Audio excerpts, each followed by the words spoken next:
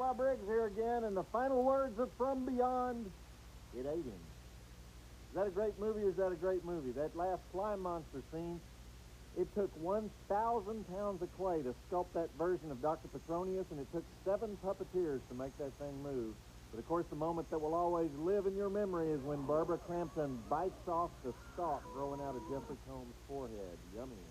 Drive-in classic, directed by the great Stuart Gordon, who would go on to direct Dolls and Robo-Jocks and The Pit and the Pendulum, Fortress. Okay, in just a minute, we're going to watch another all-time drive-in classic, Shaft, starring the man himself, Drive-In Academy Award winner, Richard Roundtree. But right now, I want to remind you that next week's double feature lineup is Cyber Tracker, starring Don the Dragon Wilson as a Secret Service agent who has to fight these super-strength, bald-headed killer robots, followed by Tribes, one of my favorite movies. Jan Michael Vincent is the hippie who gets drafted into the Marines and comes up against the toughest drill sergeant in the world, played by Darren McGavin. It came out in 1970, right after the Kent State shootings, and it's just a purely great movie. And we'll be starting right around 11 o'clock Eastern, 8 Pacific, depending on when the basketball game is over. Seattle at Miami is a basketball game. Pat Riley, my man, Seattle. Miami Heat. Puts more grease in his hair than I do. All right, right now we're going to watch Shaft. The one, the only, the original, wipe the streets with the wimp honkies, jive talking, don't mess with black guys classic, starring Richard Roundtree as John Shaft, the dude detective who takes on the mafia, the Harlem heroin ring, a Malcolm X Revolutionary Army, the New York Police Department, and the backup singers for the Bar-Kays in the first black exploitation picture. This is the one that invented the term blaxploitation. It paved the way for other classics like Superfly, which came out the next year, featuring the great Isaac Hayes title tune, the great shower scene with Shaft's white girl on the side, which we will not see because she gets too naked for current TNT taste standards. Ask me if I'm happy about that. And all the great snappy dialogue in this thing, like when Shaft says, "You're a wise Caucasian, bitch." If you hadn't watched this in a while, I guarantee you it still holds up. 4 stars. Check it out. Stay up late with us, and pretty soon the mail girl's going to be out here at one of the breaks to help us close out the evening. Because you know what I'm talking about? Talking about Shaft. My favorite line from the movie is when he calls his live-in girlfriend from a payphone, and she says, "Got problems, baby?" And Shaft says, "Yeah, I got a couple of them. I was born black and I was born poor." So, Shaft, he's a mean mother. Shut your mouth. I was talking about Shaft. This is Joe Bob Briggs inviting all you cyber people to join our monster discussion group right now in Joe Bob's Rec Room. Now, you can find us at tnt.turner.com/monstervision. And for stuntman Tommy Lane, who took that 3-story fall out of the window of Shaft's office. He had to fall into they set up a net on a flatbed truck right out there on Broadway. So, anyway, if you hadn't seen this movie in the 26 years since they made it, then there are probably 2 things that you remember about it, besides Richard Roundtree's great performance in it. And that is the Isaac Hayes music. He won the Oscar for the Shaft theme song, and he was nominated for the whole score of the movie. And, in fact, this movie started a musical trend in action films that lasted forever, using that wah-wah guitar on the soundtracks, you know, at the beginning where it goes, "Boom-a-doom, boom-a-doom," that thing. They use that over and over and over in action movies. And the other thing you're likely to remember is the realistic street scenes around New York City, which is not too surprising since the flick is directed by Gordon Parks, who was fairly famous as a photographer and a journalist for Life magazine. And he was also a poet and a composer of concert hall music, and he's remembered in film history as the first black director to work for a Hollywood studio. Studio was MGM, and this was the movie, Shaft. Even though the screenplay now was written by white guys. Ernest Tidyman, who wrote the novel Shaft, and he had a collaborator, though, John F.D. Black, but he was not black. So their idea was to create the first black superhero. They were thinking James Bond, but a black James Bond, and they wanted to do a long series of movies. They ended up making 3 of them, but this is the only one that was really an unqualified success. In fact, it was so successful that it saved MGM from financial ruin in the year 1971. So bunch of white guys got bailed out by a bunch of black guys. All right, let's watch Shaft's big scene with the great character actor Moses Gunn, known here as Bumpy. Once you hear that music, you know, you see Shaft walking down the street in those cool leather trench coats that he had. Great coats in that movie. You can't resist this movie, you know. You got to say that. Shaft's a mean mother. Shut your mouth. They just don't write lyrics like that anymore, do they? If you got something to say, listen up. Write me at Monstervision, 1010 Techwood Drive, Atlanta, Georgia, 30318. Email me at joebob@turner.com. Website me at tnt.turner.com/Monstervision. That was Glenn Mitchell in that scene, a novelist in real life and a member of the Negro Ensemble Company of New York City. And in fact, just about every actor in the movie was part of the Negro Ensemble Company, including Richard Roundtree, who had only been acting about 4 years when Shaft came out. Richard was 34 years old when he made this movie, and he was a total unknown. He'd been a janitor, a clothing salesman, a model for Ebony magazine. He had a tiny part in a movie called What Do You Say to a Naked Lady? That was Alan Funt's feature film version of, what do you call it? Candy Camera, thank you. And then in 1971, Shaft made Richard an overnight star. So one of the very first scenes he did in the movie is that one where Bumpy comes to tell him he wants to hire him to find his kidnapped daughter.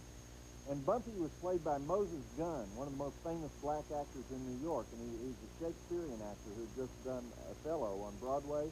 So Richard Roundtree was in such awe of him that when Moses started breaking down and crying in that scene saying, "Just find my baby," you know, well, Richard was very moved by it, and he kind of softened up in the scene. So Gordon Parks, the director, pulled him aside and said, "Hey, Richard, you're acting like you're in a scene with Moses Gunn. Those are crocodile tears. That's a gangster. You are the star of the movie." And so Richard goes, "Oh, yeah, right. I'm the star of the movie. Right, okay." So they do the scene again, and Roundtree got it right and turned into that great scene, and you just saw the result. And that's the end of that story, so now we can move on.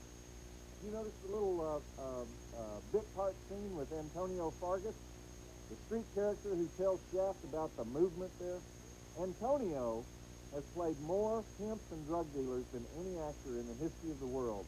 The master of platform shoes, afros, and purple capes. I saw Antonio one time in some platform shoes that were 12 inches high. Normally, you got to get a stuntman to do things like that. We will return to Shaft in a moment on Joe Bob's Last Call. You're a very wise Caucasian, Dick, says Shaft, and I don't know why I like that line so much. But that particular wise Caucasian is Charles Ciaffi, Broadway actor, veteran of the Guthrie Theater in Minneapolis. And his job in the movie is basically to stand around being in awe of Shaft. He's the only cop who gives Shaft respect because he thinks he's cool, I guess, right? Because Shaft never tells him anything, never helps him out, but Charles goes, "That's all right, because you're Shaft." So, anyhow, speaking of people who never tell me anything, it's time for Joe Bob's Advice to the Hopeless, and to help me out with tonight's letter, let's welcome the TNT Mail Girl, resplendent as usual in her official U.S. Postal Service uniform. And, honey, while you're here, I just want to thank you for that Valentine's Day date, because that was the best night of my life. What are you talking about? Well, what do you mean, what am I talking about? Oh, she's shy. You're embarrassed. You think that maybe I don't respect you anymore. What happened? Did your ratings go down again? Oh, yeah, okay, sure. Joke about it. Make fun of me. You know and I know that you left the trailer house that night a very satisfied woman. You know, if you keep talking like this, these people are actually going to believe you. Well, that's okay. Why not? I mean, we're adults. We can live our lives openly. I'm not ashamed of being your boy toy. And My boy toy? that's the term that they use now for practicing. All right. Well, if you're my boy toy, why don't you come on over here and make your sugar mama happy? Okay. Open this mama so I can get out of here. So sweet, huh? Okay. Want to toy with me? Hey, Joe Bob. You come off as a very educated man. Did you go to school? Where? We were just discussing thermodynamics in Chem 215. You got the second law completely right. Damn, you're cool. King Buzzo. Internet address. You hear that, honey? See, some people realize just how intelligent my comments are. Okay, so what is the second law of thermodynamics? What is it? Well, you know, obviously from his letter, I said it on TV. It's the one that says we're all flaking apart like stale cinnamon rolls and flying away in the wind. It's in all your basic textbooks. Maybe you should read this other letter. I should, huh? Is this a setup? Joe Bob, hey, in that commercial you did when you were playing Monstervision, you said we were geeks. Well, you're a snobby prep that thinks he is the best. Well, bye, you stupid little rich brat. DuckTales. I don't know why it says DuckTales. Frank Taylor. Internet address. You enjoy these things, don't you? You know? Okay, we're still getting 10 or 20 of these geek things a week, so I'm going to say it again. The philosophy of the show is that we're all geeks, every last one of us. I guess we should make an exception for Frank DuckTales here. You know? You can call me stupid, you can call me little, you can call me a brat, you know, but please don't call me rich. It makes all my relatives come by the house. So, you just had to do that, didn't you? You know, we got a really nice letter, you had to ruin it. So you don't really know me, or you wouldn't intentionally hurt my emotional feelings like that. Oh, well, I thought I got to know you on Valentine's Day. Well, yeah, you did, in a carnal sense. Huh. I think we can dispense with the sarcasm, all right? Okay, back to the classic Shaft. Right here we get the most famous line in the movie. You know what that line is? I'm not going to tell you. Famous line. Go. Are there really guys like Shaft in the world? They just lie on the couch, take their shirt off. Some girl that looks like the male girl comes over to have sex with them. You know? Then they kick her out until next week. How does that work? You know, is there a book you can buy or something? Hey, want to know what a true Joe Bob fan is really like? Guess not. Well, anyway, come down to Joe Bob's Rec Room anyway. Meet some of the fellow mutants. The address is tnt.turner.com/monstervision. Scariest chat room in town. That last scene was filmed at the famous No Name Bar in Greenwich Village. And, of course, it received the Gay and Lesbian Alliance Image Award for realistic portrayal of a homosexual bartender. Black exploitation flicks didn't have a whole lot of room for gays. They generally had one or two homo-bashing scenes in each picture, but this was not the first blaxploitation flick, by the way. I said that a while ago, but the first one came out a little earlier that same year, 1971, and it was called Sweet Sweetback's Bad... I never know how to say this. Sweet Sweetback's Badass Song, because it has all those A's in it, you know. But that was an independent film by Melvin Van Peebles, and Shaft was the first Hollywood black action flick. But those two films pretty much established the rules for blaxploitation in the 70s. You had to have a black superhero. You had to have corrupt white cops, or at least bumbling white cops. The black guy had to have a white girlfriend. He had to have a little kung fu. Had to have cool threads. Shaft has kind of traditional threads. He's got those great leather coats and turtlenecks.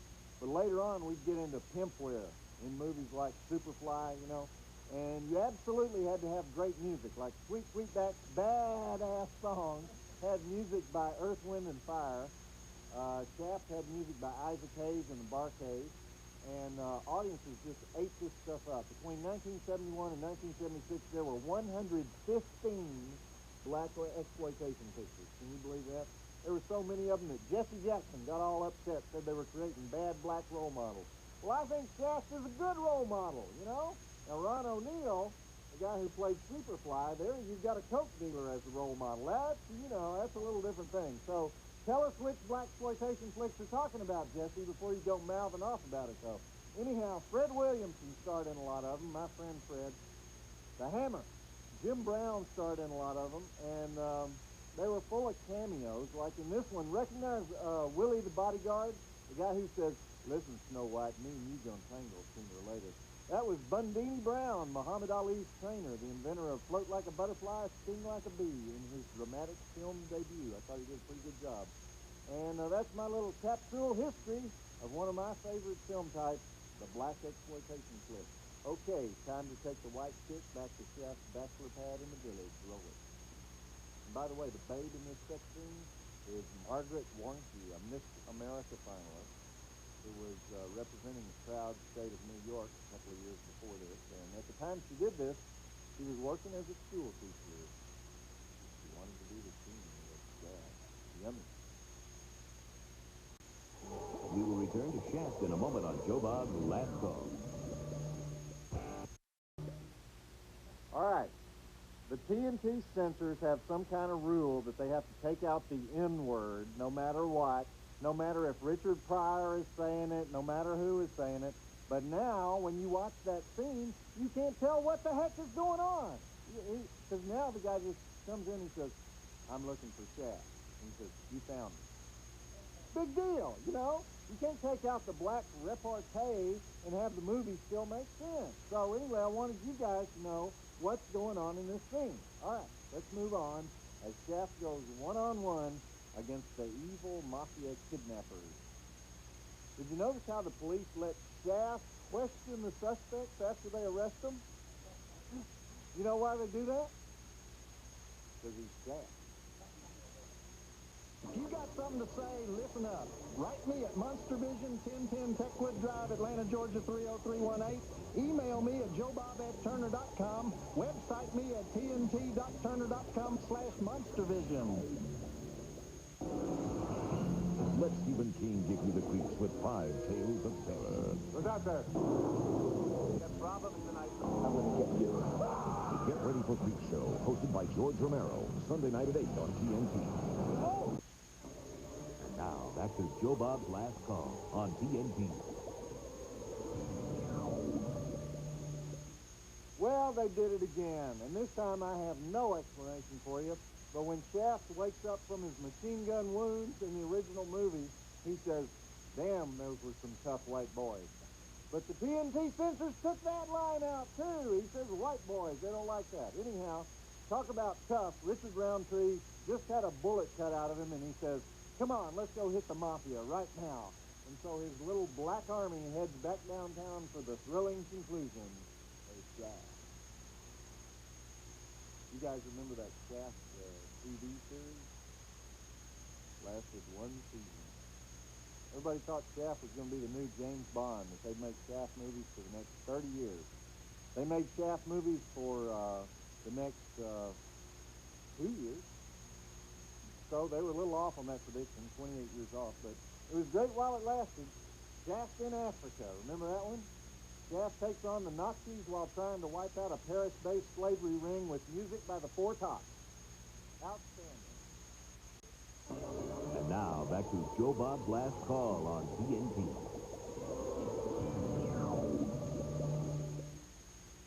And so Shaft laughs and walks away, leaving a big mess for the New York City cops to clean up in the final image of the immortal Shaft. They made 2 sequels to Shaft, Shaft's Big Score in 1972 and Shaft in Africa in 1973. And everybody thought for a while that Gordon Parks would be the first great black Hollywood director. He was a real street guy, even though he grew up in Kansas. He was one of 15 children in a farm family. But then he was a busboy in Chicago, a piano player in a Minnesota whorehouse. He was a Harlem dope runner, professional basketball player. And then he spent 20 years as a photojournalist for Life magazine. He wrote 2 books. He filmed one of those books called The Learning Tree in 1969. He wrote poetry. He composed classical music. But he was already 60 years old by the time he became a famous director, so he only did 3 more movies after Shaft. He did Shaft's Big Score, followed by The Super Cop in 1974, followed by Leadbelly in 1976. Remember that? Leadbelly died at the box office, and so he never got another chance after that. Did a couple of TV movies, but that was it. And his son, Gordon Parks Jr., he's the one who directed Superfly in 1972, probably the second most famous black exploitation movie. And he did 3 other films before he was killed in a plane crash in 1979 at age 44 while he was scouting locations near Nairobi, Kenya. And by then, the whole black exploitation thing was just about over. So, sorry to go on and on about Shaft, but I think it's an important piece of American history and a great movie besides. So, let me remind you that next week on Monstervision we'll be showing Cyber Tracker followed by Tribes right after the NBA postgame show around 11 o'clock Eastern Time. And until then, I'm Joe Bob Briggs reminding you that the drive-in will never die. Okay, just one, all right? 3 women walked into a bar. A redhead, a brunette, and a blonde. Bartender asked the redhead, what would you like? She says, I'll take a BL. Bartender says, a BL? Redhead says, a Bud Light, duh. You know, he asked the brunette what she would like. She says, how about a CL? Bartender says, a CL. She says, yeah, a Coors Light, duh. So then he turns to the blonde. He says, what would you like? She says, I'll have a 15. Bartender says, a 15? Blonde says, yeah, a 7 and 7, duh.